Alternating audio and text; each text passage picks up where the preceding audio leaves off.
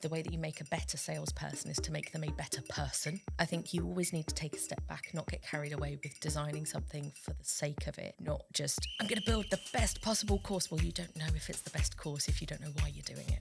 He said, if I told the business the ROI, the real ROI for this program, they wouldn't believe me. Hello, I'm Chris Lissaman and welcome to Sparks, a series by Interactive Workshops. In every episode, we spark something in work and life, from how to spark culture, to how to spark performance, to how to spark two excellent guests on the podcast today. Welcome back, Nathan Rager. Thank you, Chris. Great to see you again. Yeah, really good to have you back on the podcast. It clearly didn't go so badly last time. Apparently not, no. I wasn't expecting an invite back, I'll be honest, but happy to be But here you are. And we brought a special guest in to chat to today. We've got Daryl Wood from Softcat. Hi there, thanks for having me. It's really great to have you on, Daryl. I feel like we've been waiting a while to get you on. I think this has been in the pipeline for a while. We've worked with you for a little while as well. Yeah, we've certainly crossed paths a few times at different points in the past, so it's really nice to be here today. Really great to be chatting with you. Great stuff. And tell us a little bit more about your career so far. Ooh, good one. So I guess I've had a bit of a weird and wonderful, windy career so far. I've been at Softcat for almost 5 years. I initially joined as a maternity cover on a 12-month fixed-term contract. Ended up doing a bunch of different roles across the L&D team and went permanent with them 2.5 years ago. So it's been a great journey there, and I've done a lot in that time. Prior to that, I was working as a freelance consultant. That's when we first crossed paths. Worked with a range of different companies, from FTSE 100 steam engineering companies, and prior to that working in broadcasting, at the BBC, NBC Universal, in a range of recruitment roles. So a wide mixture of different things. But I think all of those add to the experiences that you have and that you bring into the role that you do today. Right, and what is that role you do today? Tell us a bit more about that. Yeah, so I am L&D team leader for sales at Softcat. I'm responsible for a team of 3 who look after essentially all of the salespeople at Softcat. Softcat is an IT sales company, so as you can imagine, that makes up probably half of our organisation is salespeople of some description. So whether that's account managers, specialist sales, or sales support.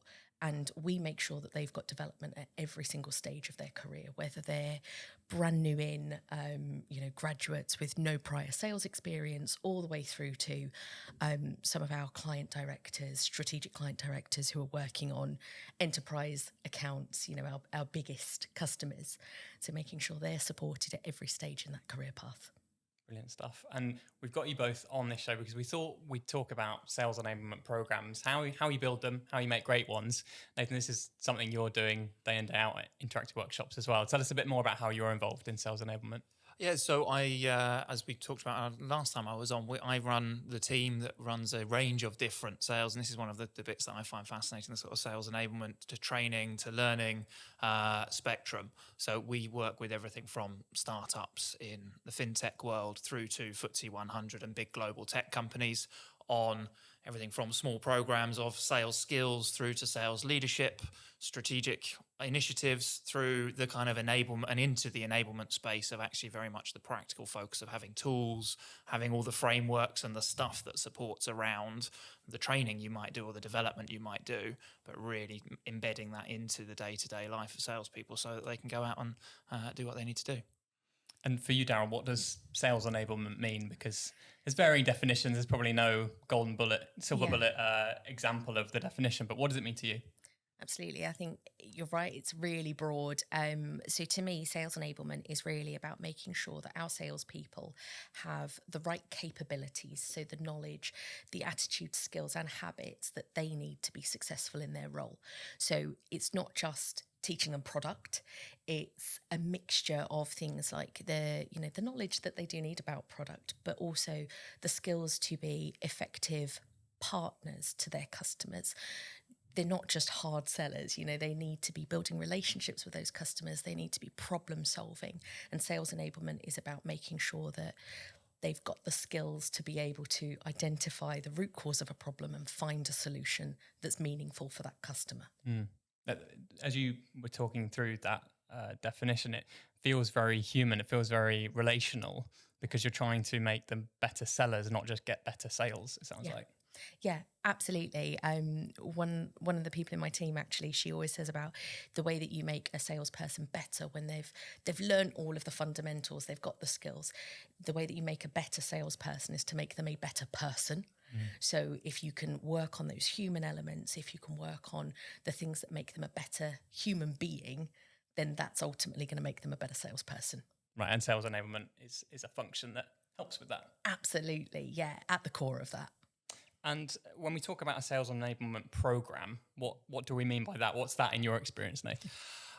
I'd be interested to hear Daryl's view on that. Actually, I guess what that is in my experience is anything and everything. You know, a program could be a piece of work that you do in a day with a team, or it could be something that happens. You know, we work on programs that are ongoing, sort of 4 years in, that keep evolving, that the same people are coming back, new people are joining. So different organizations have such a range of approaches. I'm fascinated to hear what Softcat are doing. Yeah. So we take a very programmatic approach to our sales enablement, and we do have a lot of different programs as well.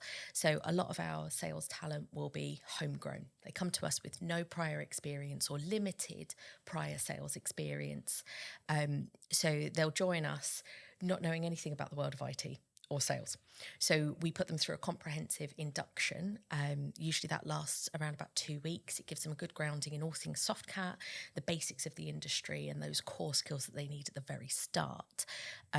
So that kind of sets them up for success longer term. But that's I guess the first program they go into. Beyond that, we then run what we call the sales development program. So that's 6 months of learning, but they spend time in kind of an incubator team that gives them that nurturing that they need. It gives them, smaller ratio of individuals to managers, so they get more coaching. They get the sort of targets that they need to build on to be successful in the future. So for me, I think that kind of sales enablement program there, they'll have modules that are around sales skills. They'll have modules that are around the technical skills as well.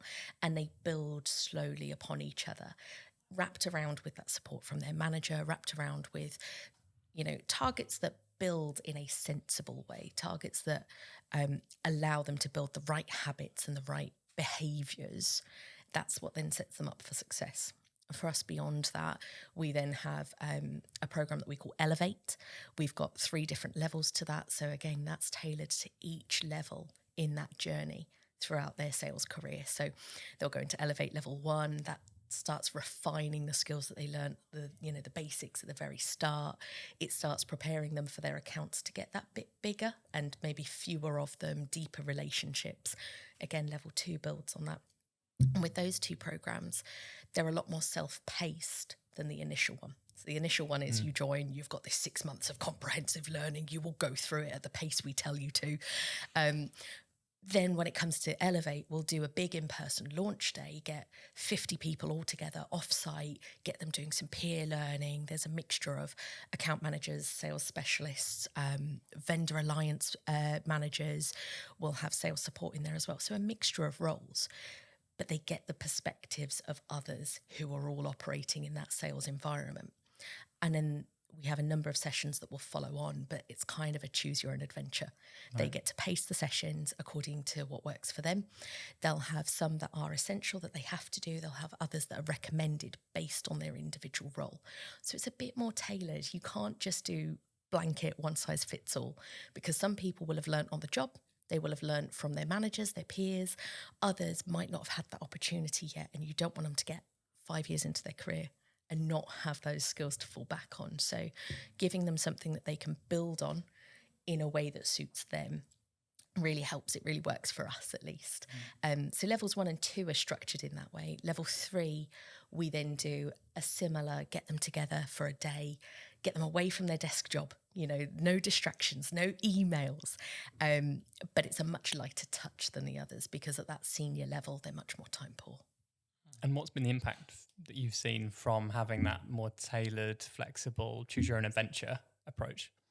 So I mean, in terms of the impact, we are seeing people, they can pace that program in a way that works for them. Some people complete the whole thing in 3 months, and that suits them because they've got really ambitious targets they want to hit. They can accelerate if that's the right path for them, versus others spread it over 12 months because they want to take their time a bit more. They're not quite ready for those larger targets yet, and they want a bit more ramp time.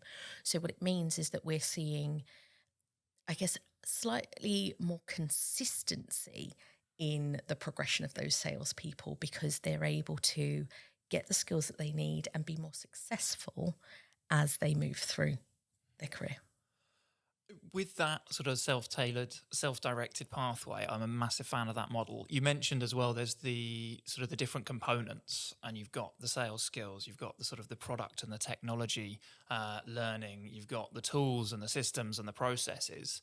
How do you separate and or integrate those components? Like we work in some areas, people are very keen to kind of put all of that together in an immersive place where you're doing the skills alongside the technology. Some people are keen to kind of separate out those pathways and say, okay, if you want to go off and learn all of the product, go this way. If you want to do the sales skills and the foundational interpersonal pieces, go that way. How do you approach that with those Elevate levels? So for us, there's always a bit of a blend. There's always the kind of the core sales skills that we know are essential. They're the ones that you're going to have regardless of the role. And then around that, we do give options around, what vendors are most applicable to you in the role that you're doing. Where do you want to do a deeper dive in that technology? And again, we'll do a mixture of things that are run as virtual sessions, things that are done as self-service. So through our e-learning platform, we'll make content available there where people can kind of fill your boots. We've got what we call a vendor village, which has got all of that vendor content in there. So people can go in there at any time and further their learning if they want to. But they'll also have those essential virtual instructor-led sessions where we get the subject matter experts in to really make sure everyone gets a foundation still. Awesome. Sounds good. And if you're looking to start building a sales enablement program, where do you start? Because there's so many different things you can offer. There's so much, it's almost unlimited as far as you can go, and it can be ongoing, as you've said. It can be tailored, it can be flexible, even for the learner to choose their own adventure. Where do you start? It's a great question. There's nothing scarier than a blank piece of paper, right? You start with that blank page and it can be overwhelming. There's so many different things that you could do. And I think you always need to take a step back, not get carried away with designing something for the sake of it, not just, I'm going to build the best possible course. Well, you don't know if it's the best course if you don't know why you're doing it. So there's that wonderful Simon Sinek, start with why, go back to why are we doing this? What is the problem you're trying to solve with it? So what is your starting point? Where are those salespeople right now? And where do you need to get them to? And then breaking it down into the steps that you need along the way. I find that, you need to do the discovery work first. You need to make sure that you're speaking with the relevant stakeholders, not just senior management. They are absolutely part of it, but who are the line managers of the people who are going to go through it? Who are the individuals that are just past the point where you want to get people to, who are at the point where they're going to be going through the program, and who are the ones who will be doing that at a point in the future. So you can then really identify, what does that journey currently look like? Where are we maybe falling down at the moment? Where are the gaps appearing? Where could we be plugging something sooner to really make these people effective? And in doing that well-rounded discovery, you can get a good view of what the current state of play is, what levers you need to pull to shift things, and where you're going to get people to in the future. Then the blank piece of paper doesn't feel quite so scary. What about for you, Nath? Where do you like to start? I had a very similar thought. The phrase that came to my mind was the start with the end in mind. But exactly that piece of okay, what do we want this group to be doing differently at the end of this process, whatever that might be. So whether that's, you mentioned sort of the induction onboarding, is it, about focusing on shortening the ramp time to getting people autonomously out there and achieving their target? Is it senior experienced people who know, the technology industry really well, but maybe need to improve their account management skills, or very seasoned account managers who are brilliant at building and maintaining and nurturing relationships, but have a bit of a gap in kind of the proactivity, the sort of hunter mindset, for want of a better word, and, going out and generating pipeline. Our start point is always that. Okay, what should these people be doing? How are you going to see them showing up with their customers differently? And then work back from there. I think as well, you make a really great point there. It's made me think about the difference between something that is point in time and something that's ongoing. And it's important to know the difference between those, because is this something that you need to continue training on? Is this something that you need to continue developing over a long period of time? Or is it a piece of product knowledge that they need right now to be effective? It's a great point with in the technology space in particular, right? With a lot of our clients, you invest loads in training this thing, but things are moving so fast and changing so fast. There's acquisitions, there's mergers, there's shifts in the customer need, in the kind of strategic priorities. You can invest a lot of time, and being mindful of that. How long is this piece of learning going to stay relevant or going to stay critical? Should be and isn't necessarily always right front of mind when we're building out. It's a great idea right now, but sometimes we can, by the time we've got to the end of evolving that idea, the world has moved on or the clients have moved on. And I could ask you what a great sales enablement program looks like. You'll both tell me it depends, and it's contextual and it's client dependent. So maybe what separates a good one from a great one? What kind of things do we need to be thinking about to be great? That's a really good question. Do you want to go first? I'm happy to. Of course, it depends. But I would say it's the simplest possible solution that works. I'm always having conversations about how busy salespeople are, how important it is to maximise the use of their time and the value of the time that we ask salespeople to invest in their development, because it's hugely important for them to do it. But where salespeople feel kind of inundated with learning and they're just being constantly fed more things that they have to do that they really don't have time for, it can really undermine the credibility of that learning offer. So being very aware of that and focusing on, and this is where I guess the shift in from training or development to it, the enablement mindset is like, what do they need to do the job? And that might be a one-page document with 5 bullet points on it and a little template that they can use going into a call with a specific customer. And that might be all they need. But we might get really excited about building 2 days of training for them on how to use that template. But that's probably not going to achieve the result that we want, and fundamentally won't get the buy-in. And at the end of the day, salespeople are very protective of their time. So we've got to be mindful of what's going to get them into the room. Yeah, I really agree with what you said there. It does depend on the individuals, on the situation, on the the technology area or the business area that you're in. But ultimately, the simplest solution is often the best one. I think we can have a habit sometimes of over-engineering things when we get carried away with the learning theory of it, and we start looking more and more inward. And before you know it, we've lost sight of what we're actually trying to achieve, and we've lost sight of who the audience is and what they need to get from this and what they need to feel invested in this as well. Because if they're not bought into it, it's not going to stick. So you need something that is going to be sharp and punchy, that makes it clear what the purpose of it is, makes it immediately applicable for those individuals so they can take something away and they can do something different. Because if they just spend a day in a classroom with us, we might have a lovely day, but if there's nothing they can go and apply, nothing changes. And then you've wasted their time and you've wasted your own time. Yeah, and by definition, sellers are trained to see value and work out, is that going to be worth it? Is that worth the price of the time, if not the money? So it's got to be really worth it. Yeah, and I'd add a step above that as well, thinking about managers. We always want to work with sales managers alongside salespeople, partly because they're a hugely important audience, but also because they're big drivers of buy-in. And if a salesperson might love coming and spending a day on a program, learning something that they feel is really valuable, if they go back to the job and the team and their manager isn't focused on them delivering that behavior, then it won't happen. What gets managed gets done. So again, back to the question of like what a good versus great. Great programs are ones where actually the management and the leadership are really pushing and pulling and driving that this is something that we want for our people, and therefore people are held accountable for both showing up and doing the learning and then taking it away and applying it. Yeah, absolutely. That manager buy-in is so important if you're going to make anything stick, if you're going to get people bought into and engaged in the training. If their manager doesn't rate it, if their manager doesn't back it, well, why should they? What we've found some success with recently is with those Elevate programs that we've got, we actually provide a delegate guide to the people going through the program that has all of their kind of their follow on, their call to action, the outline of each of the sessions. But we also have a manager guide for the managers. And in there, we've included things like some basic grow coaching questions to help them embed the learning. We include what we call a 505 guide. So that's what you can do in 5 minutes with your delegate before they do the training. The 0 is, as a manager, you do nothing. They're on the training. And then here's what you can do in 5 minutes after the training to make it stick. So having that manager buy-in, having that manager embedding that training really, I think, is that difference between good and great.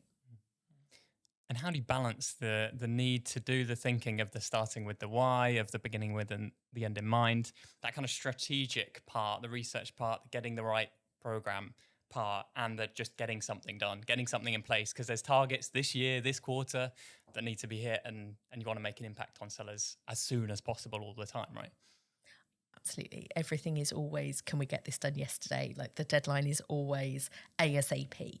It's actually really understanding what that hard deadline is. What is the thing that needs to shift by the deadline of that target, etc. If you can very quickly understand that, you can identify, is this something that we need to do a relatively quick fix for? Is it something where actually a one-pager is going to do the trick, or a little bit of manager coaching might fix the problem? Or is it something where we do need a longer term intervention? So you almost have to triage the situation, right? To understand, is this something where we can wait, or is this something that we need to do something right now? And if it is those things that you need to act on right now, I find quite often identifying who your internal experts are. So, okay, we need people to do the thing. Who's already doing that brilliantly? And how can we then replicate that? Can really help with those sort of quicker fixes. But it can also help you to then spot the longer term fix of where have we gone wrong? Where have we not embedded that thing early enough elsewhere? So piggybacking on what's working for the now, and then allowing that head up for the longer term. Absolutely. We do a lot of piloting things as well, where we'll start small. We'll start with a group of 10, 20 people, and we'll trial it and we'll make sure it works with them in a 3-month period. And if it does, then we'll roll it out larger scale. And if it doesn't, we'll be looking at those other sort of smaller fixes along the way. But that means that we don't have to spend months and months and months, years even, engineering a ginormous program that has to have 200 people in it the first time it runs. You know, we can run it with a group of 10. We can get that proof of concept. We can go, yes, it works. Let's go. Let's roll it out bigger. And you've done something that's starting to make an impact, Exactly. even if it's pilot. Yeah, 100%. What do you think, Nath, as to crafting the strategy versus getting something in place? Absolutely, yeah. So I think the customer first mindset is the key thing for me there, in the sense that the sales organization is the customer if we are going in with sales enablement support. So that sort of short term versus long term, I tend to have found that where there's a kind of an urgent quick fix, we've got to do something now, it is, or it should be, because the sales business are actually crying out for it, and the sales leadership are saying, we need this thing now, there's a short-term need, our people, if they have this resource, it will help us this quarter, it will help us for the end of the year, or whatever that might be. Where there's that sense of urgency, but driven sort of top down, where the learning organization, the enablement, or the sort of top level leadership are saying, we've got to do this now, that's where there's more risk in my mind, because we can disconnect, we can get carried away with our goals as a learning business and not be connected enough to the needs of the sales team. So that's where you can put a lot of effort very quickly into trying to do something that then doesn't really get driven and taken up by the business, back to the point about managers and salespeople really wanting it. So I would always advocate, if we're, if there's time pressure, if there's urgency to do this now, it should be because the salespeople are stood there waiting for it and they want it. Yeah. And maybe that creates the flip side of what you're talking about, where there's a one size fits all, a one pager or something, where it's like, this is going to solve all the problems. And actually a 2-day program would have been a better option. And that typically comes from that sort of, the job aid, the really simple solution comes from exactly what Daryl's described. There's someone out there who's doing it right. And what the sales leadership want is to expand that best practice. So great, find that person, crystallize as simply as possible what they're doing and distribute it. you don't have to do a lot of design work and a lot of thinking and a lot of research and planning for that. Whereas if there's something sort of coming from the outside into the sales organization, that's where I think being much more deliberate, much more kind of conscious of the planning, the research, the analysis, the stakeholder mapping, and that working out what people want if they're not directly asking for it. Otherwise, you can put a lot of work in and have a lovely shiny program sat there, and salespeople haven't heard of it. Or don't want to do it, even worse. Or have heard of it and trying to work out how to. Oh, actually, I've got a really important customer call that day. Sorry. Of course they do. Of course they do. Every day, all the time. So that's where the value and the marketing of the program comes in. Where do tech and tools fit into the building of a sales enablement program? We focused on kind of the people side, but where do the tools fit in? So I think you've got to have the right programs, the right tools, systems in place. I think the world of modern learning now, we're not just classroom based. We don't just lock people in a room for 2 days and expect learning to stick. Actually being able to learn in the flow of work is so important. So that's where things like, the one pager, the reference, the cheat sheet come in handy, and having a platform, a resource where people can access that as and when they need it. It allows them to kind of follow that 70-20-10 model, where they can be doing more learning on the job. They can be self-servicing the bits that they need in the moment, but then you can take them away when it's going to be impactful to do something bigger and in person or a virtual led session. But yeah, making sure that you've got those right systems, and the people are enabled on how to use them effectively. It's all well and good going, oh, well, people have got OneNote and they can make their notes in there. But if they don't know how to use it effectively, then they're not going to be as impactful as they could be. We're doing a lot around Gen AI at the moment and training people up on how to use that to their advantage, and making sure that they know how to use that makes them more impactful when they are, so then they become more efficient.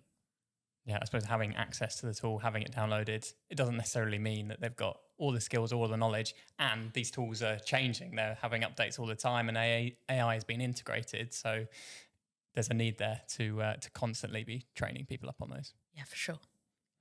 What do you think? No, yeah, fully agreed. I'm a big fan myself of learning by doing. I've sat through sort of extended tools training where that's all you're learning, and it's very, very hard to make that stick, I think. And back to all the previous comments about the value of salespeople's time, convincing someone to come on a 2-day tool training is very, very difficult. But yeah, the AI space is making it really interesting at the moment. I think that a lot of what we see now with sort of embedded things within the CRM systems, inflow enablement, and literally prompts coming up saying, oh, well, look, you're at that stage with that opportunity or that customer, have you thought about this tool, or have you checked out this resource? That kind of thing being automated, I think, for salespeople is genuine enablement, right? It gives them that nudge to say, okay, this is something that's useful for me right now, and here's a very simple cheat sheet on what I need to do with it. That for me is much better than sitting down and watching videos of where to click and what data to put in what field, because that should be built into the things that they're doing day to day rather than its own learning process for me. And in building these programs, we can put all the time and effort into them, but there's ultimately stakeholders that are looking at these and having their verdict. How do you get buy-in from the stakeholders for sales enablement programs? I mean, that's the eternal question. It is, isn't it? Yeah. How do we get their buy-in? I think the earlier you can go in, the better. The earlier you can get their buy-in, the better. Because if you don't get those stakeholders bought in from the start, if they end up being your detractors, then your whole program is set to fail. So you need to identify what's in it for them. What's their motivator? What does it mean to them if this program succeeds? What does it mean to them if this enablement doesn't succeed? And if you can tap into that and demonstrate to them the benefits of this, why it's important, and get them on side, they're far more receptive to ideas that you might have. They're far more likely to collaborate with you. And I think it's having that open, honest and trusting relationship that this is a collaborative process. We're here to work with each other to find the best outcome, not to create courses for the sake of it. It's actually to make sales better at what they do. I think it's about practicing what we preach as well in the sales mindset. Like, if you do, what would we say to a salesperson? How are you going to get buy-in from your customer? Well, you're not going to tell them what you're going to do. You're going to work with them to build a solution for them. Those stakeholders are and should be invested in getting some kind of outcome. If they're not bought into the program we're doing, it's probably because we're not either targeting the outcome that they need, or we're not convincing them that we're doing the right thing to achieve their goals. So yeah, that collaborative, basically value-based sales approach, we have to model in every conversation with as sales enablement drivers of programs and builders of programs. If the program isn't, if the technology solution that one of your salespeople is taking to a customer isn't what they want or isn't going to do what they want, then they're not doing what we're asking them to, are they? Yeah, and ultimately, if we're not convincing them that we've got the right goals in mind, then I think we've got bigger problems than stakeholder buy-in. Yeah, exactly. Time is flying by, so we should shortly wrap up the podcast. Any more tips or tricks, anything you want to throw in there that you haven't had a chance to share that you wanted to, either of you? I think I would just really emphasise that starting with the end in mind, as you said, having that reason, that purpose for doing the enablement is so important. If you don't have that clear purpose, you're never going to have measurables for the outcomes. You're never going to know what you're trying to achieve from the training. But also doing something that we want our salespeople to do, right? And if they do it well, they'll be much better at their jobs, is actually qualifying. Have we thoroughly qualified this opportunity, this development, this enablement for our salespeople? Because if we haven't thoroughly qualified it at the start, then the end result isn't going to be as successful or as impactful as it could be. Yeah. I would say, so one thing that's always stuck in my mind worked from a conversation with a great client that we've worked with over many years, who's a very senior sales enablement leader in a global tech company. He said, if I told the business the ROI, the real ROI for this program, they wouldn't believe me. Because it can be so significant and so massively impactful if you do the right thing with the right group of salespeople at the right time. And I think in learning generally, we can be a little bit wary of being overly ambitious in committing an ROI, but in the sales world, I think we need to not be too shy about it. We can't necessarily create direct black and white causal definite A leads to B, but we can do work that shows such an amazing impact if people do some of the things that they take away from that learning, and the commercial impact of that on the business can be so huge. I guess, again, as we would say to salespeople, build your business case. Think about how can you show the potential value of doing this work and of getting salespeople and sales leaders bought in with some change, whatever that might be, can be huge.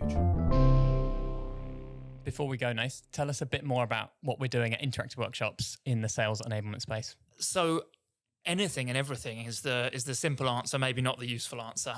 We work with, as I said at the start, with fintech startups on sort of commercial mindset and the real sort of foundational skills for driving sales in businesses where that's literally, life or death.